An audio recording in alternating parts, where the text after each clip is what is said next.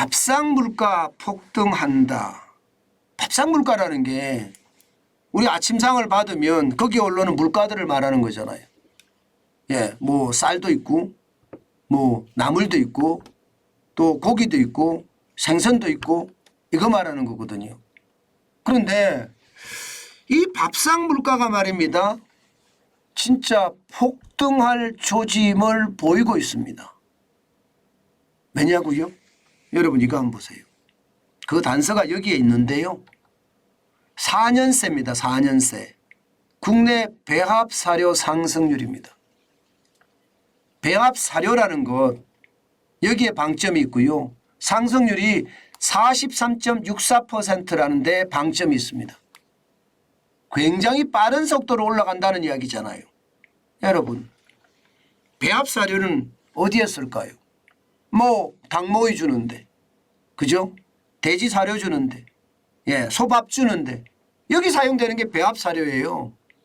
그런데 이 배합 사료가 43.64%가 상승한다는 것은요.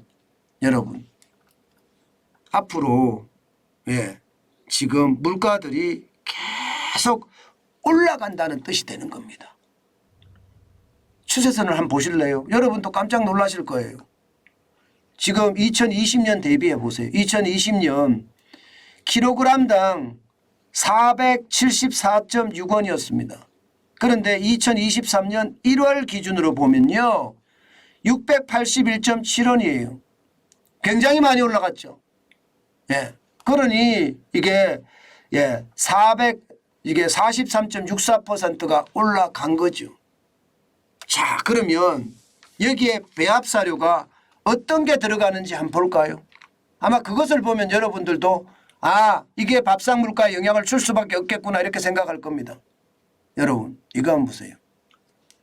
예, 지금 현재 보면 말입니다. 수입 단가가 얼마나 올랐느냐의 문제를 나타내는 겁니다. 그러면 배합 사료에 들어가는 것이 밀이나 콩이나 옥수수거든요. 그런데 지금 밀 같은 경우는 8%가 올랐죠. 옥수수는 2.3%가 올랐습니다. 대두박이라고 해서요. 콩기름을 짠 콩찌꺼기라고 해야 되나요? 예, 대두박은 9.4%가 올랐습니다. 여러분 사료를 만드는 밀, 콩, 예, 옥수수가 이렇게 오르면 실제 이게 식용 밀이나 콩이나 옥수수는 어떨까요? 다 오를 수밖에 없습니다. 다 오를 수밖에 없어요.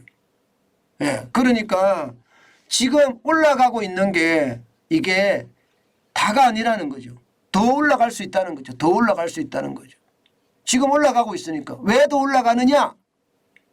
여러분 이상기후 장난 아니잖아요. 지금 이상기후가 말입니다. 예, 전 세계 옥수수 수출량을 감소시키고 있는데 아르헨티나만 하더라도 13.9%를 줄였습니다. 이상기후가 아르헨티나를 강타한 탓입니다. 이게 기본적으로 말입니다. 스페인 국토의 3배 정도 되는 면적에서요. 가뭄으로 엄청난 타격을 입었대요. 그 면적이면 스페인 국토의 3배니까 1억 7,250만 헥타르가 쉽게 말하면 가뭄의 직격탄을 맞았다는 겁니다. 이게 63년 만에 최악의 폭염에다가 가뭄까지 겹쳤다고 하니 줄어드는 것이 많이 줄어들 수밖에 없죠. 그런데 아르헨티나는요. 옥수수 수출량의 세계 3위입니다.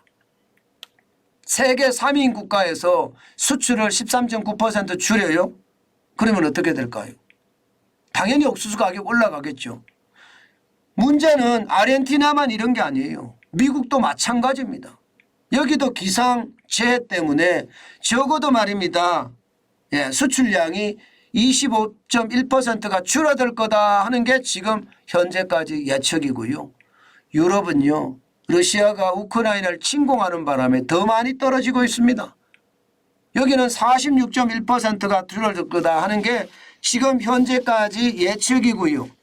게다가 러시아가 이게 흑해협정이라고 하나요?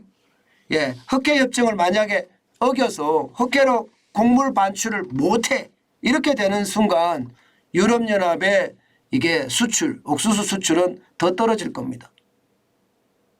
여러분, 이상기후 때문에 옥수수 수출량이 줄어들었다. 그러면 밀은 어떻게 될까요? 똑같습니다.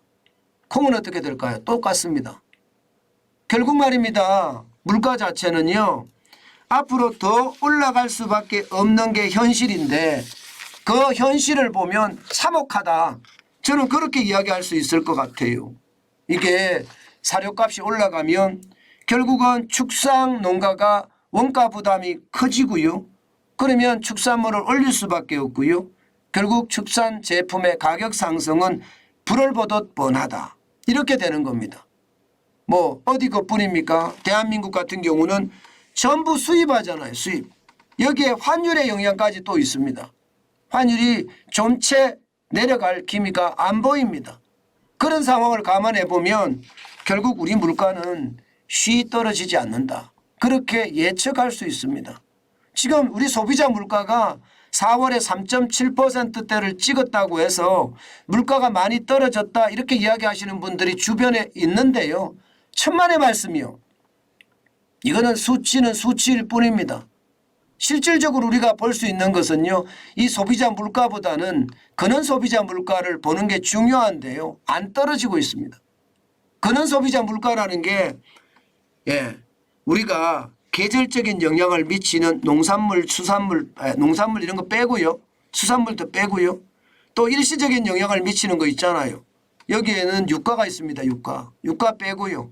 나머지만 가지고 물가 상승률을 조사를 해봤는데 지금 4월에도 4.6%예요. 안 떨어집니다. 올 1월에 5%로 가장 높았고요.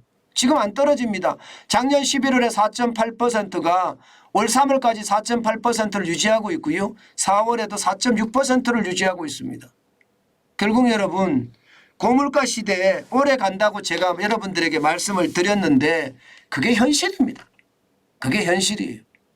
결코 쉽게 떨어지지 않는다.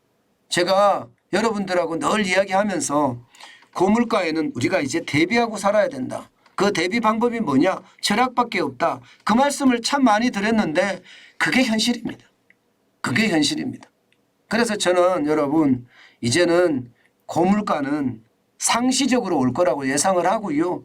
여기에 대한 대응책을 어떻게 만들 것인지 당연히 대응책을 마련해서 가야 된다. 그 말씀 다시 한번 올립니다. 지금 사료값이 올라가는 것은 결국은 말입니다. 우리 물가가 진짜 많이 올라간다는 뜻이 되니까 그에 대한 대비책 반드시 준비하는 게 저는 좋겠다.